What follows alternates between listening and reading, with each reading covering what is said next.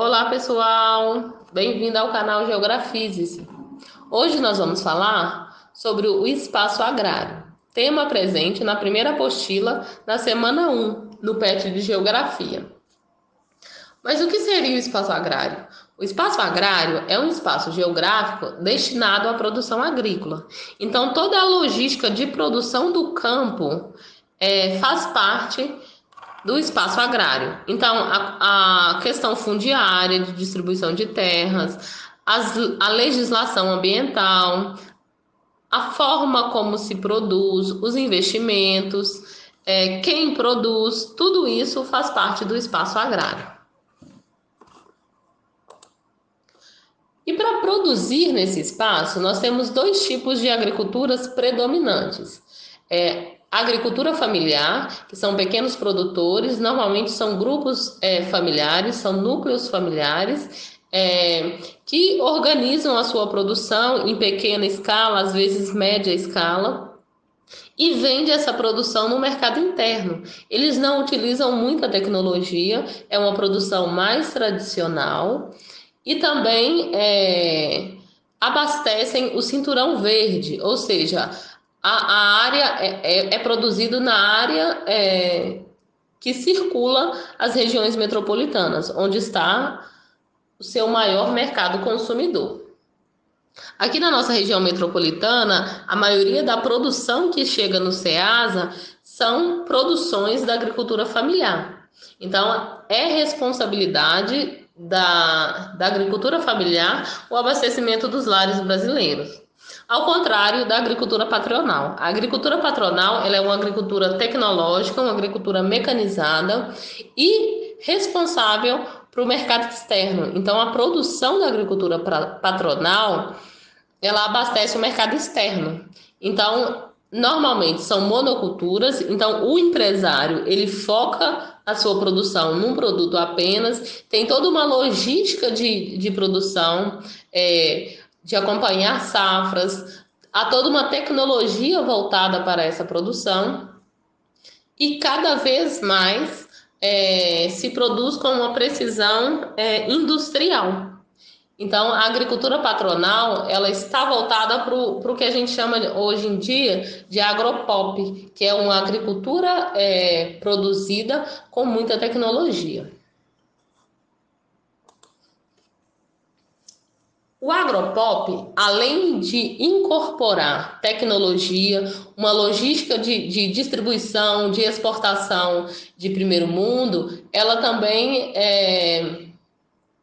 agrega uma mão de obra mais qualificada. Então, para construir essa logística produtiva no campo, você precisa de trabalhadores especializados e capacitados. Então, muitos trabalhadores rurais, eles acabam saindo do campo porque eles são substituídos por maquinários ou porque não têm essa qualificação e não conseguem trabalhar nas produções. Então, o que a gente observa no campo do Brasil é que cada vez mais o agropop, ou essa agricultura patronal, está tomando o espaço, no sentido literal, da produção tradicional. Então, a gente vê que muitos trabalhadores procuram as cidades, vêm para as cidades, porque não tem mais condições de se sustentar e de continuar com o seu trabalho, que seria essa produção, porque eles são substituídos por essa produção em escala industrial, que é o agropop.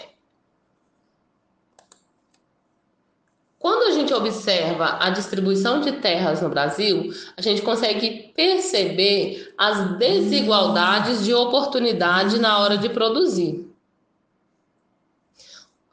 Podemos observar aqui que 60% das terras são destinadas a produções. Então, elas estão concentradas nas mãos de poucos produtores. 13% está destinada aos povos indígenas. Como os povos indígenas são culturas tradicionais, faz parte da vida deles, do cotidiano deles, esse lidar com o solo, com a terra, com a natureza. Então, olha para vocês verem, apenas 13% dessas terras ficam com os indígenas e 27% são áreas urbanas. Então, observem para vocês verem, mais da metade do território brasileiro é destinado à produção agrícola. Isso é um ponto. Quando a gente observa o segundo gráfico, a gente observa que a maioria dessa terra, 53%, são grandes latifúndios, ou seja, está nas mãos de grandes produtores. Então, e aí a gente observa como que é injusta essa distribuição de terra, uma vez que quem abastece o nosso mercado é a agricultura familiar, eles possuem as menores propriedades. E aí a gente também tem a questão ambiental. O quanto o agropop, o agronegócio ou a agricultura patronal impacta o meio ambiente com essa inserção de tecnologias no campo, com essa alteração de uma paisagem natural, de características naturais, para aumentar essa produção. Então, as consequências vai além da questão do mercado, essas questões para médio e longo prazo. Então, a gente observa nessas áreas de expansão da fronteira agrícola os desertos verdes. Então, você planta por algum tempo, por um período, e depois aquela terra não produz praticamente nada. E aí passa-se para uma nova área que vai ser devastada novamente para produzir novamente. Então, as consequências dessa produção e a falta de cumprir a legislação, porque existe até legislação, mas não se cumpre a legislação no Brasil, infelizmente. Então, e aí a gente observa as consequências. Então, a gente tem um país que é conhecido como o celeiro do mundo, que é um dos que mais produz, porém a gente tem uma população que come mal, uma população que às vezes não se alimenta, e as consequências para a população de modo geral é isso. A gente tem produtos caros no mercado porque os nossos produtos estão valorizados e a alta do dólar faz com que esse produto fique mais valorizado ainda no mercado externo. E aí a gente paga caro por uma alimentação que muitas vezes nem é a ideal.